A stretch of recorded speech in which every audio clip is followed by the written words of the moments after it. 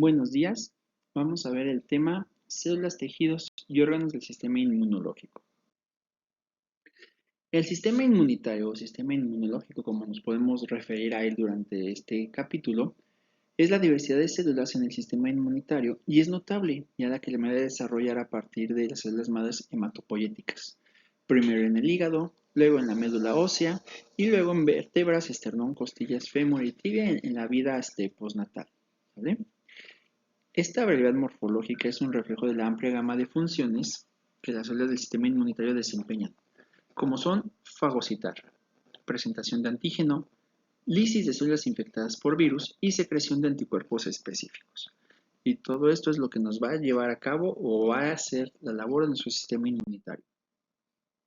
Ahora, yo tengo una célula hematopoyética pluripotencial y voy a tener dos líneas celulares principales, la mieloide y la linfoide.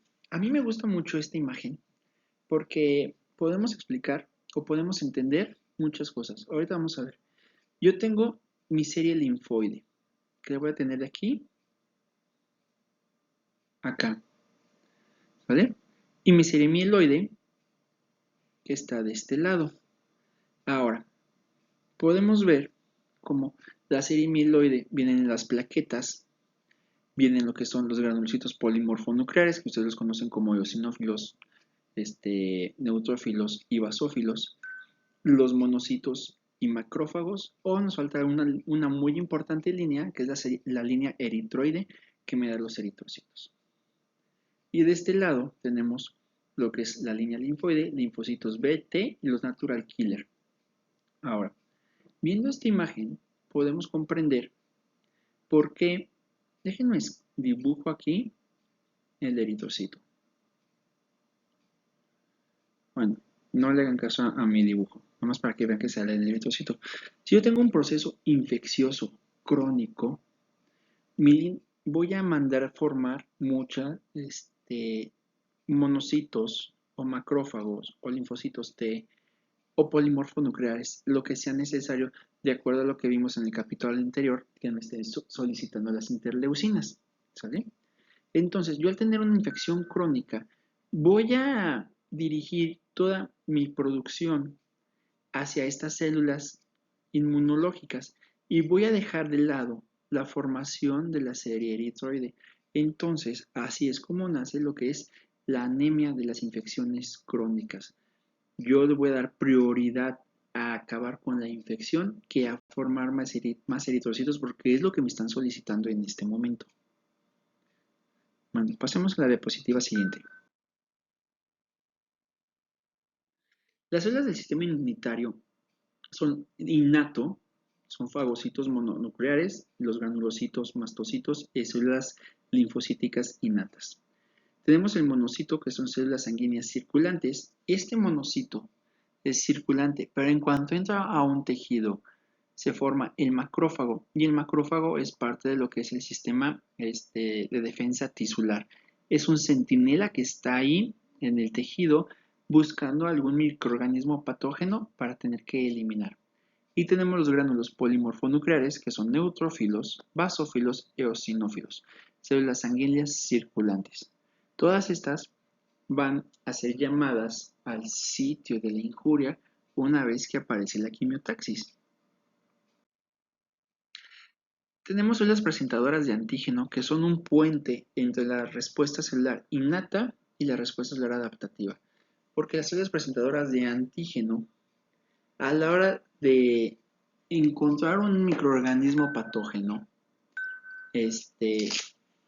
engullirlo, fagocitarlo, presentar un antígeno en su antígeno histocompatibilidad, en este momento está iniciando la respuesta celular innata, ¿sí? Está mandando a traer más monocitos, más macrófagos, más polimorfonucleares, pero a la vez va a ir a activar a los linfocitos T y los linfocitos B, a la respuesta, a la inmunidad adaptativa. Entonces son un puente. El macrófago es, bueno, el macrófago las células fagocitarias son el inicio, son la piedra angular de la respuesta celular, ¿sí? Porque inician la innata, pero activan la adaptativa. Las células del sistema inmunitario adaptativo son los linfocitos. Como lo vimos anteriormente, tenemos los linfocitos T y B que reconocen antígenos a través de receptores muy específicos, ¿sí? De receptores del complejo mayor de histocompatibilidad. Los órganos linfáticos primarios son el timo, donde se van a diferenciar los linfocitos T, y en el hígado y médula ósea, después del nacimiento, se van a desarrollar y diferenciar los linfocitos B. Ojo, los linfocitos T no se forman en el timo, se forman en la médula ósea, migran al timo y ahí empiezan a madurar, ¿sí? Los linfocitos B, que se llaman así porque se encontraron en la bolsa de Fabricio del pájaro Fabricio, pero viene demasiado ad hoc porque es de la bone marrow, entonces quedó súper bien el nombre de linfocitos B. Células mielocíticas. Los fagocitos mononucleares y los granulocitos polimorfonucleares son dos linajes fagocíticos principales, ¿sí? Estos se encuentran en la circulación y los tejidos y pertenecen a los dos linajes principales que provienen de la misma serie mieloide. Los fagocitos mononucleares que me van a dar, provienen o son los que son monocitos y macrófagos. Y tenemos los polimorfonucleares que ya hablamos un poquito de ellos y les explicamos cuáles eran. Ahora, los fagocitos mononucleares están muy diseminados por todo el organismo. Específicamente vamos a hablar de los macrófagos. Yo tengo macrófagos en todos mis órganos y tejidos. Hay algunos que van a tener nombres propios, como los que se encuentran en el pulmón, en los alvéolos, los macrófagos alveolares, los que se encuentran en el hígado, que son células de Kupffer, que son unos macrófagos interesantísimos que son capaces de eliminar bacterias o más bien microorganismos patógenos en escasos milisegundos. Más tardan en llegar al torrente circulatorio e identificarlos, bueno, cuando están en el torrente circulatorio dentro del hígado y los destruyen. Y los lisosomas contienen peroxidasa y varias hidrolasas ácidas que son importantes para destruir los microorganismos fagocitados. Tenemos tres tipos diferentes de polimorfonucleares. Suelen denominarse así porque tienen varios gránulos y son principalmente los neutrófilos. Se liberan en la médula ósea en una proporción de alrededor de 7 millones por minuto. Se liberan muchos, pero también se destruyen muchos. Tienen una vida media corta de 2 a 3 días si lo comparamos con algunos otros tipos de células fagocitarias como los monocitos y macrófagos que pueden durar mucho tiempo, meses o años. Otra diferencia principal de los granulocitos con los monomorfonucleares es que algunos monomorfonucleares en algunas partes del cuerpo tejidos pueden reproducirse ellos mismos, ¿sí? Se multiplican. Por ejemplo, los macrófagos que están en el cerebro, que es la glía, se pueden multiplicar ellos mismos. No así los polimorfonucleares que forzosamente tienen que venir de lo que es la médula ósea. Los neutrófilos constituyen el 95% de los granulocitos circulantes. Vamos a tener sustancias quimiotácticas que van a atraer a los neutrófilos al sitio de la lesión, al sitio de la injuria, que son fragmentos proteicos, restos del sistema fibrinolítico de las cininas, sustancias producidas por otros leucocitos o plaquetas como las quimiosinas y productos de ciertas bacterias. Estas son sustancias quimiotácticas que me van a atraer los neutrófilos al sitio. Ahora, los neutrófilos tienen una gran variedad o una gran cantidad de enzimas para poder destruir a lo que se ha fagocitado. Los granulocitos primarios azurófilos son lisosomas que contienen las hidrolasas ácidas mieloperoxidasa y muramidasa, ¿vale? Estas contienen lisosimas y también contienen péptidos antimicrobianos como las defensinas. Las defensinas ya los habíamos explicado, pero las defensinas son polipéptidos que forman perforaciones en la membrana para que las demás enzimas puedan llegar e ingresar y destruir todo microorganismo patógeno que ha sido fagocitado.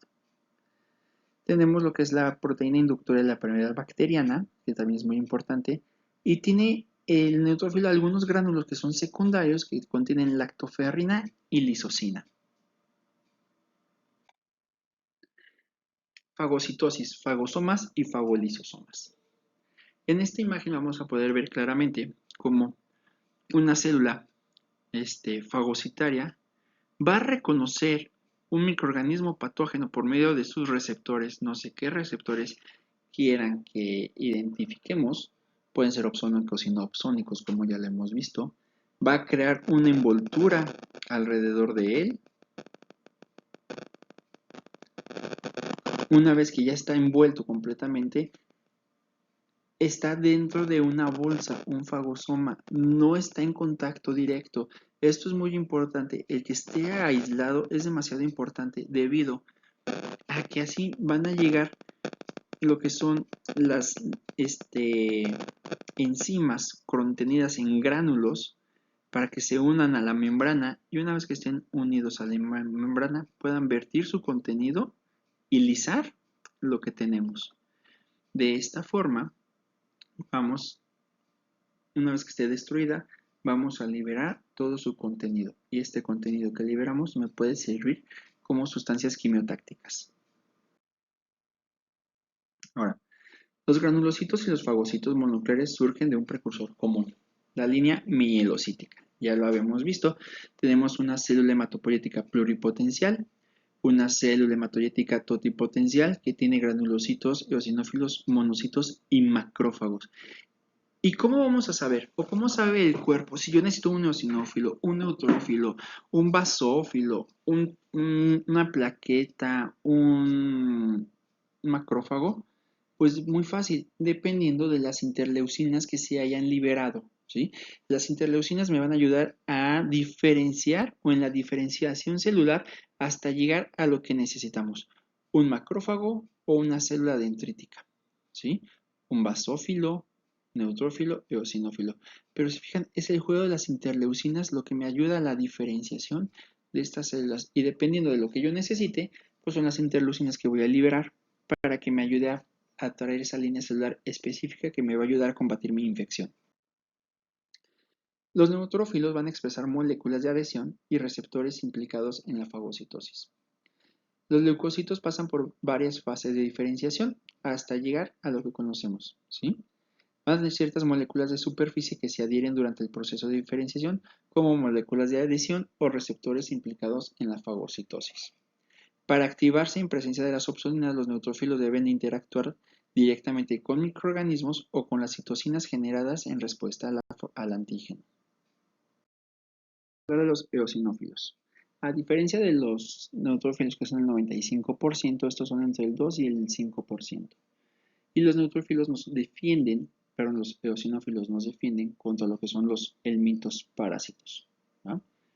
No es su función principal, pero sí nos ayudan a fagocitar y destruir estos microorganismos ingeridos. Y tenemos que los gránulos maduros de los eosinófilos son unidos a la membrana con los núcleos cristaloides y diferencian la matriz, los rodea en su densidad electrónica. Nos van a ayudar estos gránulos para, con su contenido, lisar los parásitos helmintos. ¿Por qué precisamente los eosinófilos pueden acabar o eliminar a los parásitos helmintos o efectivos para eliminarlos? Porque tienen lo que es la proteína básica principal, que es una toxina muy potente para los gusanos helmintos, ¿sale? Esto es porque induce liberación de la histamina por los mastocitos, activa neutrófilos y a plaquetas, y causa un broncoespasmo, que es un síntoma del asma alérgica. Todos los pacientes que son asmáticos pues tienen una gran liberación de histamina, y esta liberación de histamina me va a poder inducir lo que es el broncoespasmo. Los basófilos y los mastocitos intervienen en la inmunidad frente a los parásitos. No son parásitos helmintos como los eosinófilos, son parásitos diferentes, ¿sale? Y se encuentran en cantidades muy pequeñas en la circulación, 0.2% de los leucocitos, si son poquitos, comparación del 5% de los eosinófilos, imagínense contra el 95% de los neutrófilos, ¿vale? Los mastocitos están presentes en el tejido, pero no en la circulación, y no tienen muchas características que los distingan de los basófilos, pero muestran algunas características morfológicas un poco diferentes.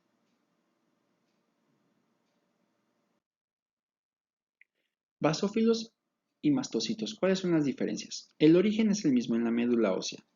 Lugar de maduración, aquí va a diferenciar. Los basófilos maduran en la médula ósea a diferencia de los mastocitos que yacen en el tejido conjuntivo.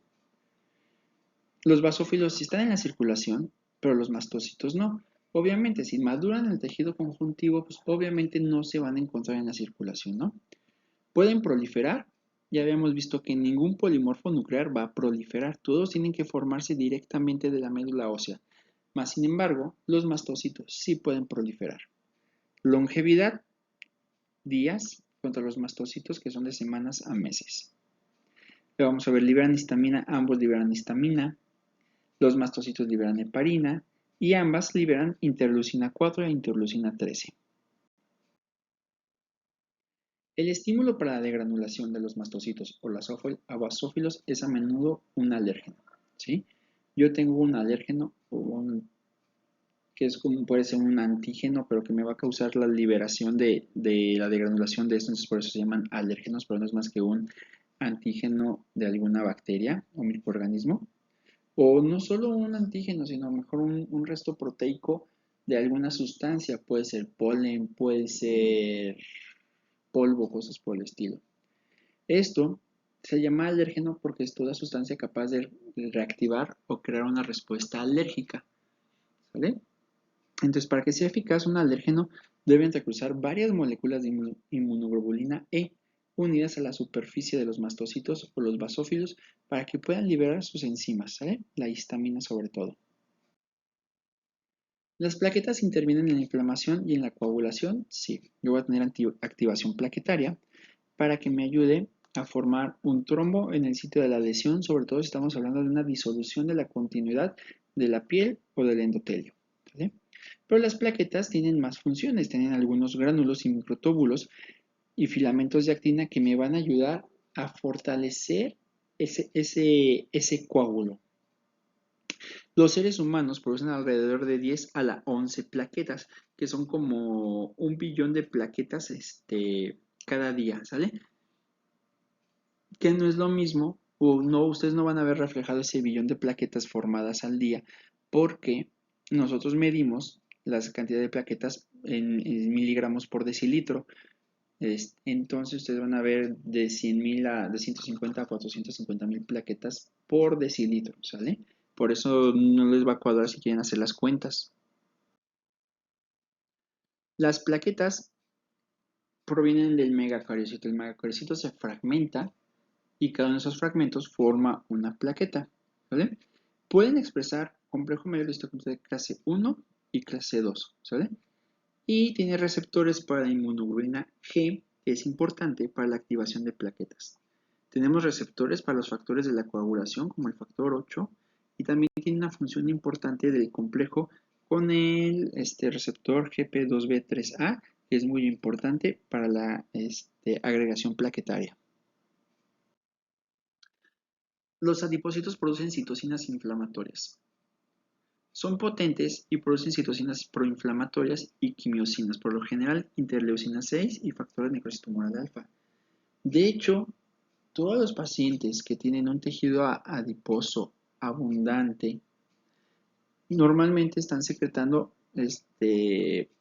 citocinas proinflamatorias y causando inflamación y lesión endotelial.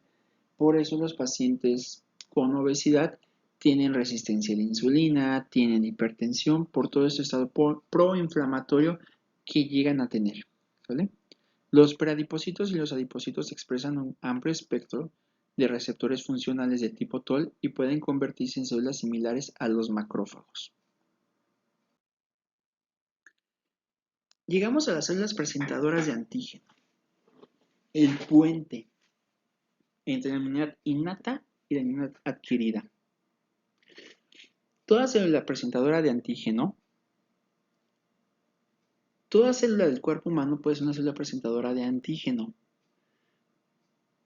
pero tengo algunas que son células presentadoras de antígeno profesionales que tienen o expresan el CMH2 y estos son los macrófagos, células dendríticas, linfocitos B. Todas las demás células pueden presentar o expresan el complejo mayor histocomplejo de clase 1. Toda célula infectada, una vez que detecta el microorganismo que le está infectando y presenta alguno de sus antígenos en superficie por medio del complejo mayor histocompatibilidad clase 1, se transforma en célula presentadora de antígeno, ¿sale? Pero solo tenemos unas que son especiales, que son especialistas, perdón por la redundancia, que son los que ya les comenté, ¿vale? Tanto los macrófagos como los linfocitos B son ricos en moléculas de complejo mayor histocompatibilidad clase 2. Restricción histocompatible.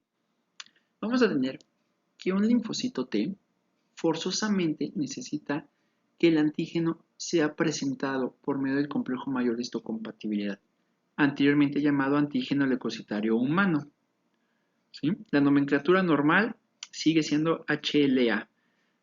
Por eso van a encontrar ustedes algunos textos donde digan, este tiene un HLA B27, HLA C56, ¿no?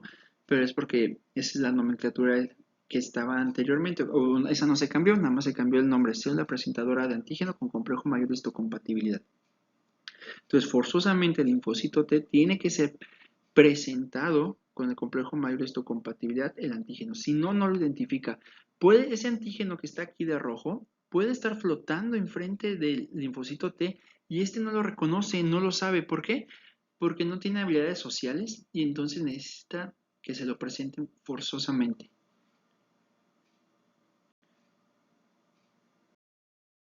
Tenemos también lo que son las células dendríticas, que son una presentadora de antígeno especial porque tiene el complejo mayor de histocompatibilidad clase 2 y proviene de dos linajes diferentes. Células dendríticas clásicas que van a mostrar o presentar el antígeno a lo que son los linfocitos T y activarlos, y las células dendríticas foliculares que están aquí abajo que van a presentar el antígeno a lo que es al linfocito B para que inicien su maduración. Si pueden ver, esta célula dendrítica va a presentar los inmunocomplejos. Es la unión de la inmunoglobulina o anticuerpo con lo que es el antígeno. A esto le vamos a llamar inmunocomplejos. Las células dendríticas tienen dos precursores, mielocítico y linfocítico, ¿sí? Y dependiendo del origen que tiene, va a ser la localización. El mielocítico va a tener una localización difusa en epidermis, mucosas, timos, zonas de linfocitos de los órganos y tejidos linfáticos secundarios. Los tejidos linfáticos secundarios son todos los tejidos linfáticos que no forman linfocitos. Y la serie linfocítica está restringida a zonas de linfocito T de los órganos y tejidos linfáticos secundarios. Marcadores mielocíticos tienen muchos la mieloide y no tiene ninguno el de la serie linfocítica. Y citocinas características para la serie mieloide, interleucina 8 y 12. Y la otra no tiene ninguna específica, solo interferones del tipo 1. Las células plasmáticas tienen muchos receptores. Tienen receptores de lecitina tipo C, que es un tipo de RRP, familia de receptor de manosa del macrófago. Tenemos receptores FC para las inmunoglobulinas. Cuando hablemos de receptores FC nos referimos a receptores de la porción variable de las inmunoglobulinas, receptores para complejos de proteínas del shock térmico, receptores para cuerpos apoptósicos, receptores basurero, que es un tipo de RRP también, y receptores tipo TOL, que son los RRP más conocidos y famosos que tenemos. Las células de Langerhans y las células dendríticas interdigitantes son ricas en moléculas del complejo mayor de histocompatibilidad. Estas células de Langerhans se encuentran en la epidermis de otros epitelios y otros epitelios escamosos que migran a través de los vasos linfáticos aferentes hacia la zona paracortical. A estas células de Langerhans que migraron se les conocen como células interdigitantes. Y al ser células interdigitantes van a interactuar con lo que son los linfocitos T. Al interactuar con los linfocitos pues lo está activando para que empiecen la inmunidad adquirida. Las células dendríticas foliculares carecen de complejo mayor de histocompatibilidad clase 2 y se encuentran en zonas ricas en linfocitos B.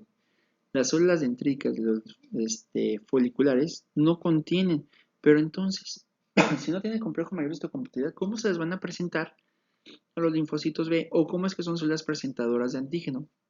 Pues muy fácil. Estos se unen al antígeno por medio de los receptores del complemento.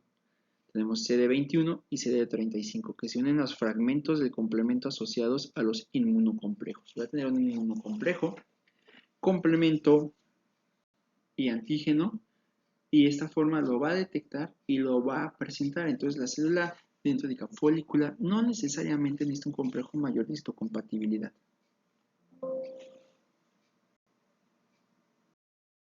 Vamos a empezar con lo que son las células de la inmunidad adquirida, los linfocitos. El ser humano tiene una media de 2 por 10 a la 12 células linfocíticas y el tejido linfático, el conjunto, representa aproximadamente el 2% del peso corporal. Entonces el 2% de nuestro peso son linfocitos. Bueno, tejido linfático, pero la mayoría es linfocitos. Y los linfocitos expresan marcadores de superficie y citoplasmáticos característicos. Los marcadores de superficie permiten que los linfocitos puedan comunicarse con su entorno. Entonces, ya que hablamos mucho de lo que son las citocinas y la forma en que van a interactuar, causar la diferenciación o causar la amplificación de la cascada inmunológica. Entonces, obviamente, todos mis linfocitos y todas mis células implicadas en la respuesta inmunológica tienen que tener receptores para todos estos tipos de interleucinas o citocinas para poder causar el trabajo que necesitamos. Y entonces vamos a tener que tienen una superfamilia de las inmunoglobulinas, receptores para la familia de integrinas, las selectinas y proteoglucanos. Linfocitos T. Tenemos linfocitos T helper, que se expresan como marcador CD4 y sobre todo ayudan e inducen respuestas inmunitarias que se dividen en dos subtipos, TH1 y TH2. Tenemos linfocitos T reguladores que se expresan con el marcador CD4 y regulan respuestas inmunitarias unidos a los T helper. Y tenemos lo que son los linfocitos TCD8, estos llamados linfocitos citotóxicos. Estos no tienen, no le piensan dos veces para interactuar con una célula o con un microorganismo y eliminarlo. Y aquí en la foto de un microscopio electrónico se ve cómo el linfocito está interactuando y empezando a destruir lo que es un microorganismo patógeno.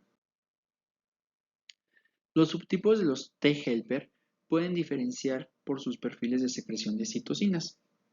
Tengo T helper del 1 al 9 y luego T helper 17.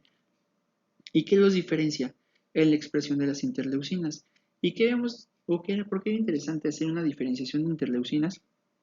Porque en base a las interleucinas vamos a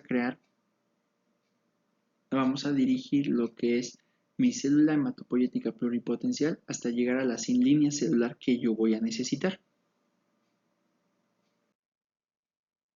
Linfocitos T, que no son no A, no B, no expresan CD4 ni CD8. Estos son muy interesantes porque son muy inusuales. Pueden reconocer antígenos del choque térmico, fosfolípidos y fosfoproteínas. Y a diferencia de los linfocitos habituales que conocemos B y T, no reconocen antígenos asociados a los complejos mayores de histocompatibilidad. Existen varias familias de receptores tipo TOL, ya sea espontánea o después de su activación, y la mayoría expresan CD16. Tenemos lo que son los linfocitos natural killer, que reconocen antígenos glucolípidos. Sería un tipo de RRP lo que tendrían ellos.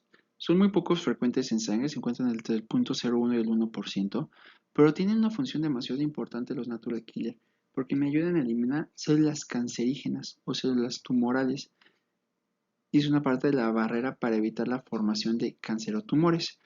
Al no tener complejo mayor de histocompatibilidad, no necesita de una célula presentadora de antígeno, por lo tanto, los natural killer van a ser parte de las células del complejo de la inmunidad innata.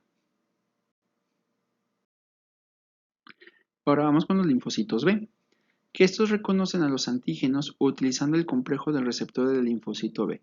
Mi linfocito B, cuando no está activo, tiene todas sus inmunoglobulinas en su superficie, unidas a sus receptores de inmunoglobulina, su receptor Fc. Entonces, las inmunoglobulinas sí pueden detectar lo que es algún antígeno o puede ser presentado el antígeno por una célula presentadora de antígeno en la superficie de la inmunoglobulina. En este momento la detecta el linfocito B y ya se activa. La mayoría de los linfocitos B humanos de la sangre expresan dosis o tipos de inmunoglobulinas, la M y la D. Hay otros marcadores de los linfocitos B, como los clase 2 y los receptores para inmunoglobulinas y el complemento. Linfocitos B, CD5. Los linfocitos en la zona marginal producen anticuerpos naturales. Estos tipos de linfocitos van a producir inmunoglobulina A, G y M y tienen ciertas funciones como son la principal defensa contra microorganismos, eliminación de componentes propios dañados y la interacción reguladoras del centro inmunitario. Células plasmáticas. Son menos frecuentes, son el 1% de los linfocitos circulantes en el plasma. Su función es producir inmunoglobulinas, por lo que no tienen receptores de superficie y tienen una vida media de días y mueren por apoptosis.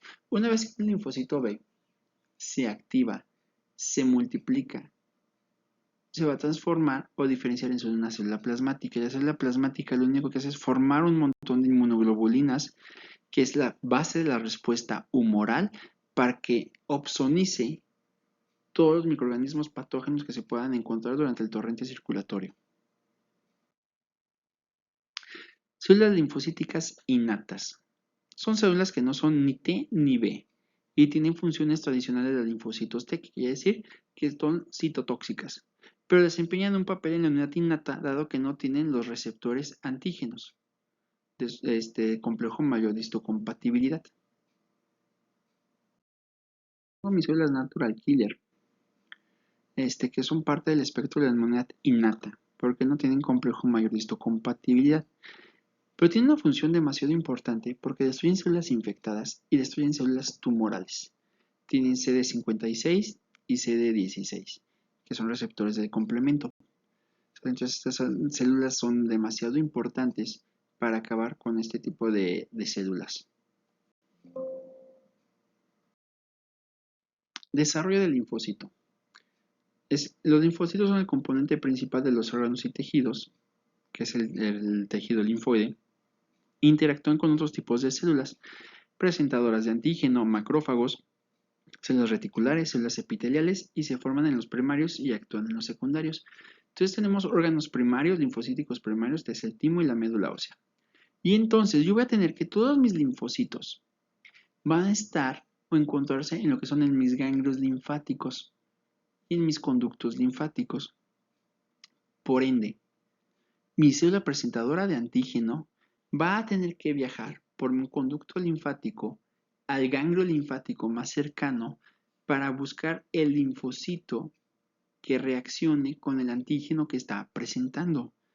De ahí que cuando se identifica y se empieza a multiplicar, por eso tengo esa hipertrofia de los ganglios linfáticos. Todos ustedes se han infectado en alguna ocasión y tienen infección de garganta, una infección de muelas, pues el ganglio linfático más cercano a esa zona va a estar hipertrofiado. ¿Por qué? Porque estoy teniendo una multiplicación, una reproducción de mis linfocitos para que después se suelten al torrente circulatorio y lleguen hasta el sitio de la infección. Existen tres tipos de células epiteliales tímicas. Tenemos las células nodrizas que sostienen la proliferación de los linfocitos T. Las corticales que son responsables de la selección positiva de los timocitos. Y las medulares que muestran una gran variedad de péptidos propios específicos de órganos a través de receptores de transcripción. Para estar viendo si los linfocitos T pasan todas estas pruebas, pues pueden salir a la circulación y alojarse en algún ganglio linfático. La migración de las células troncales hacia el timo inicia el desarrollo en los linfocitos T.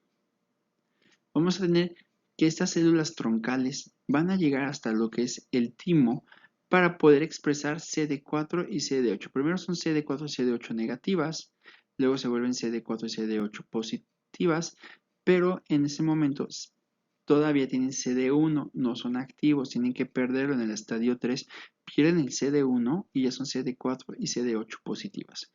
Esta selección negativa también puede producirse fuera del timo y en los tejidos linfáticos periféricos. Una vez, el linfocito, cuando está en el timo, es expuesto a los complejos mayores de histocompatibilidad propios. Si los identifica como ajenos y los ataca, en ese momento creamos apoptosis o fagocitamos ese linfocito que está atacando células propias, ¿sí? Es la parte 1 de la maduración. Y después lo pasamos a lo que es el ganglio linfático. Y en el ganglio linfático y conducto linfático lo vamos a terminar de exponer a todo el montón de células que vamos a tener finalmente, porque no es lo mismo la cantidad de complejos mayores de histocompatibilidad que yo le pueda presentar estando en el timo a la cantidad de células que va a poder exponerse estando en el ganglio linfático. Igual de ahí, si detecta una propia y la ataca, ese linfocito no nos sirve y hay que deshacernos de él porque si no vamos a empezar con lo que son las enfermedades autoinmunes. Los linfocitos T reguladores participan en la tolerancia periférica. La idea general es que hay dos tipos principales de linfocitos T reguladores y estos se producen de forma natural y son inducidos después de una activación por un antígeno específico.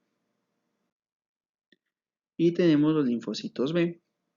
Se desarrollan directamente a partir de las células troncales en la médula ósea.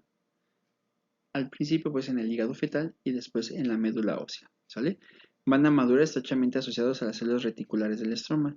Y los linfocitos B experimentan un proceso de selección, posteriormente migran a los tejidos linfáticos secundarios y ahí van a ejercer su función, la inmunidad tumoral, hasta que llegue una célula presentadora de antígeno, lo active, se transforma en célula plasmática y empieza a soltar sus inmunoglobulinas, ¿sí?